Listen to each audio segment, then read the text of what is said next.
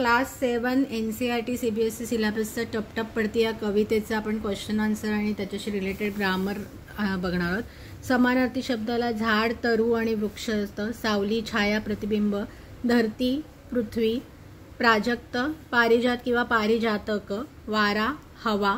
Actually वाराला हव्याबरोबर वायू पण येऊ शकतं, पवन येऊ शकतं।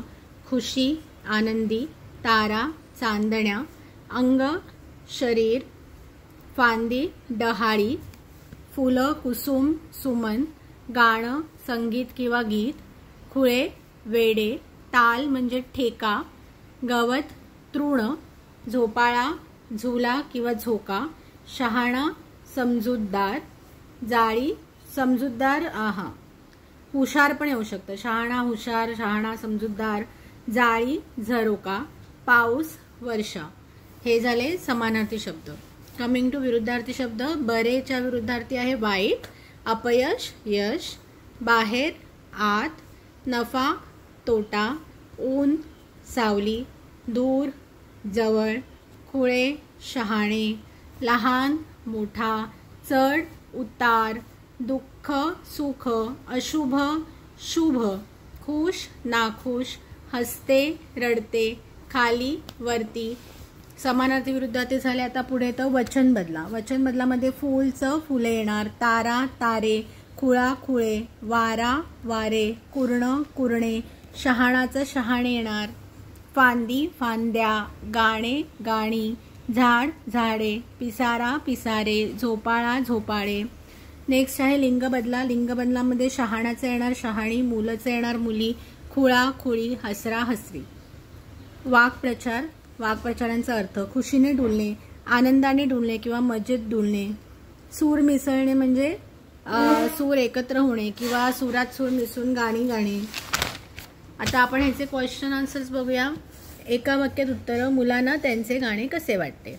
मुलांना त्यांचे गाणे झुळझुळ वारा, लुकलुक तारा यासारखे वाटते। मुलांना त्यांचे गाणे झुळझुळ वारा, लुकलुक तारा यासारखे वाटते। मुलांच्या गाण्यातून काय काय फुलते? मग काय काय फुलल्यात गोष्टी? मुलांच्या गाण्यातून पाऊस, वारा व मोर पिसारा फुलतात। मुलांच्या गाण्यातून पाऊस, वारा, मोर पिसारा फुलतात। कवितेत खुळे कोणाला म्हटले आहेत? जी मुले गाणे गात नाहीत त्यांना कवितेत खुळे म्हटले आहेत। त्याच्यात आपण अजून पण ऍड करू शकतो, जी मुले गाणे गात नाहीत, आनंदी राहत नाहीत त्यांना कवितेत खुळे म्हटले आहेत। कवितेतील मुलांचे गाणे कधी जुळून येते? अंगावर टपटप प्राजक्ताची फुले पडतात तेव्हा त्या भिरभिर तालावर मुलांचे गाणे जुळून येते। अंगावर टपटप प्राजक्ताची फुलं पडतात तेव्हा त्या भिरभिर तालावर मुलांचे गाणे जुळून येते। गवत खुशीने का डोलते? भरारा वारा आला की गवत खुशीने डोलते। थोडक्यात उत्तरल्या फुले अंगावर कशी पडतात? तर टपटप। इथे पचा पाय मोडायला हवा। मुलांवर कोणती फुले पडत आहेत? प्राजक्ताची। ऊन सावलीची जाळी कुठे? हे शब्द जे आहेत काय काय शुद्ध लेखनाच्या चुका आहेत त्या नीट धड्यात बघून लिहा। प्रा पाहिजे, प्राजक्ताची असं हवं। ऊन सावलीची जाळी कुठे विणली आहे? ऊन सावलीची जाळी झाडांखाली विणली। कवितेचे कवी कोण आहेत? तर मंगेश पाडगावकर हे या कवितेचे कवी आहेत। गवत कसे झुलते? गवत खुशीने झुलते। शहाणे कोणाला म्हटले आहे? जे गाणे गातात त्यांना शहाणे म्हटले आहे।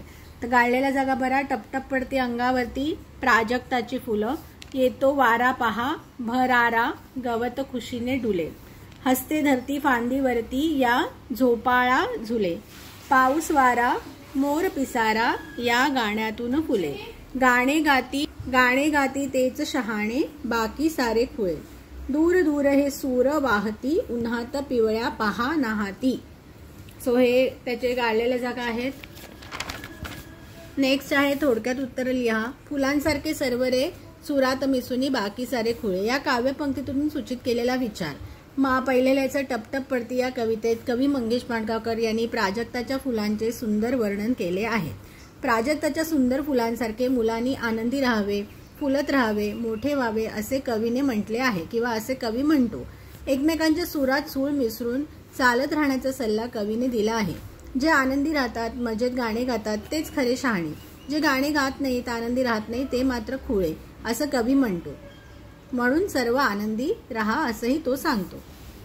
पूर्णांवरती झाडांखाली ऊन सावली विंटे जाळी येतो वारा पहा भरारा गवत कुशीने डुले.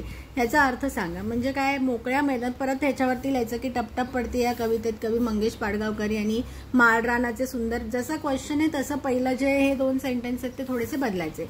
माळरानाचे सुंदर वर्णन केले आहे. मग मोकळ्या मैदानात गवतावर झाडांखाली ऊन सावली जणू पाठशिवणीचा खेळ करत असतात किंवा ऊन सावली ये जा करत असतात. मग मध्येच जोराचा वारा येतो आणि त्याने आनंदून गवतही खुशीने डुलू लागते, असे या कवितेमध्ये म्हटले आहे.